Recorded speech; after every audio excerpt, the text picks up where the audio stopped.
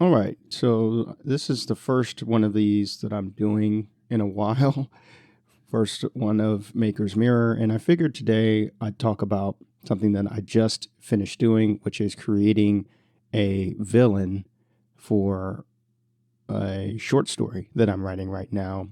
And I really love creating characters. It's one of my my favorite things about writing fiction is creating characters because you can really be so imaginative and you can just pull from it allows me to explore different facets of humanity, different geographies, different demographic backgrounds, different ways of thinking.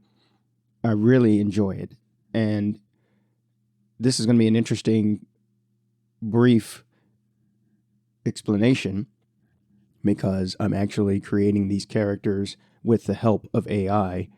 And that's extremely not only sped up my workflow, but it's allowed me to create even more detailed characters. And I'll explain how I my process very briefly.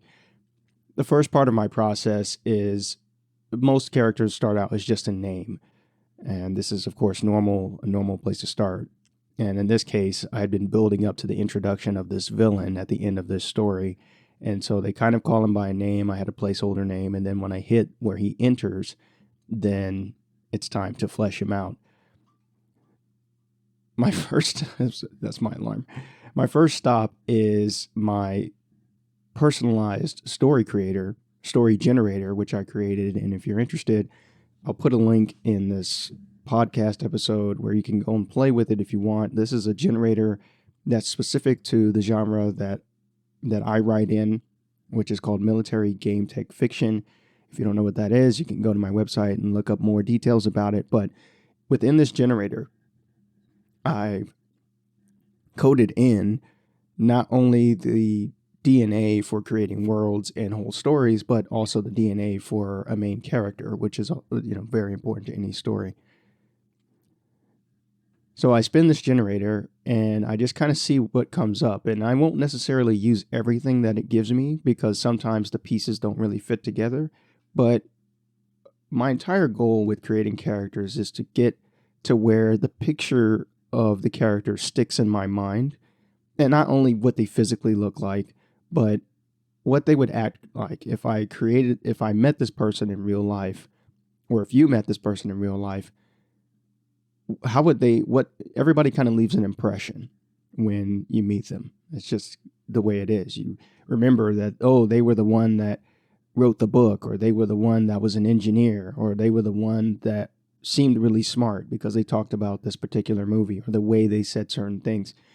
We remember certain things about people.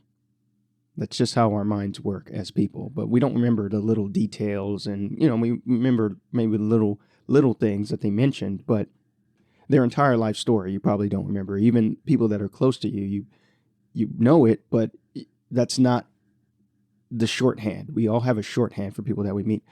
So that's my whole goal of creating characters is to get down to the shorthand to where I understand the character from a broad point where I know their backstory, I know their background, but to where the reader can say, oh, that's him or her, and this is the trait that I remember them for. I think that's really important.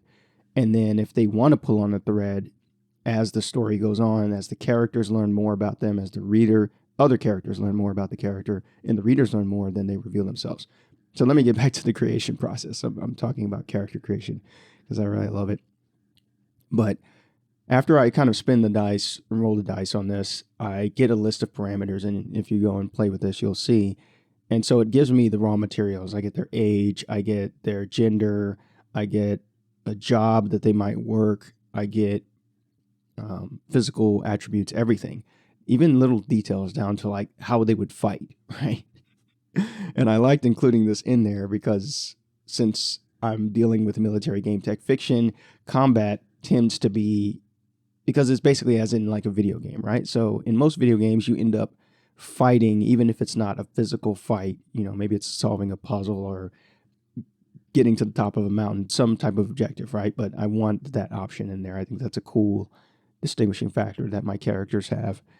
So after I get these materials, then it's on to write a piece of microfiction, which, if you've been following me for a little bit, a couple of months ago, earlier this year, I've been really experimenting with writing microfiction, and I'm glad I wrote dozens of these stories, because that gave me the practice I needed to write these short narratives to bring these characters to life. So, for instance, the character that I created today, the villain, I started by going into Google Gemini and writing a microfiction story based around this character, based on the output from my story generator. And what this does, it's an amazing tool, because it immediately drops the character, even though they're not defined yet, it drops them into a scenario. And based on the parameters that I've trained it on and how I train it to write microfiction and the raw material, I immediately get a sense of, okay, this is this character in action. He's alive and moving, and he's doing something. And that was huge, and that jumps off to the next phase, which is further sculpting the character. So I spent the last hour or so researching background. It turned out this character is adopted, and he's from Africa originally, but he was adopted by his American mother and then raised in Texas, which just happens to be where I'm from. It's more convenient that way, at least for this character.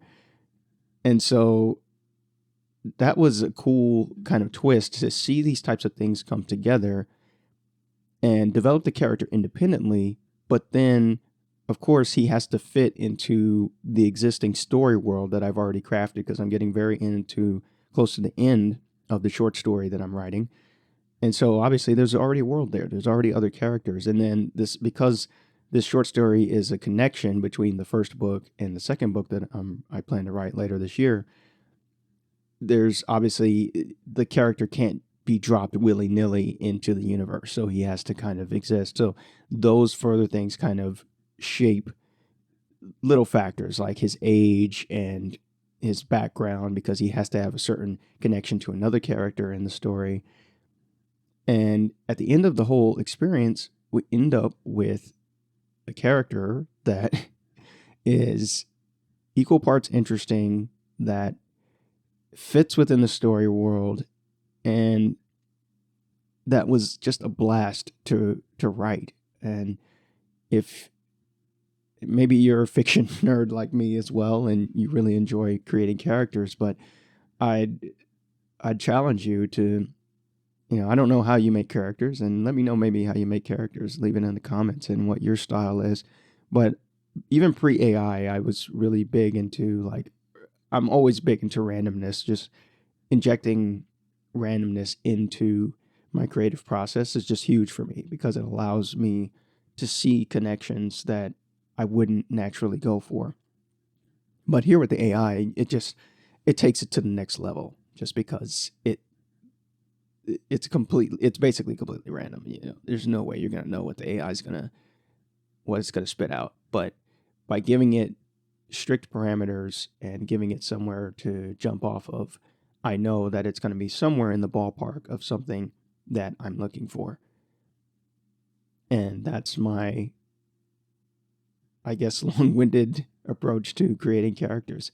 Lots of fun, and the whole point is to make a character that it stands out in a reader's mind, and that's equal parts important for the reader and also for the story world as well.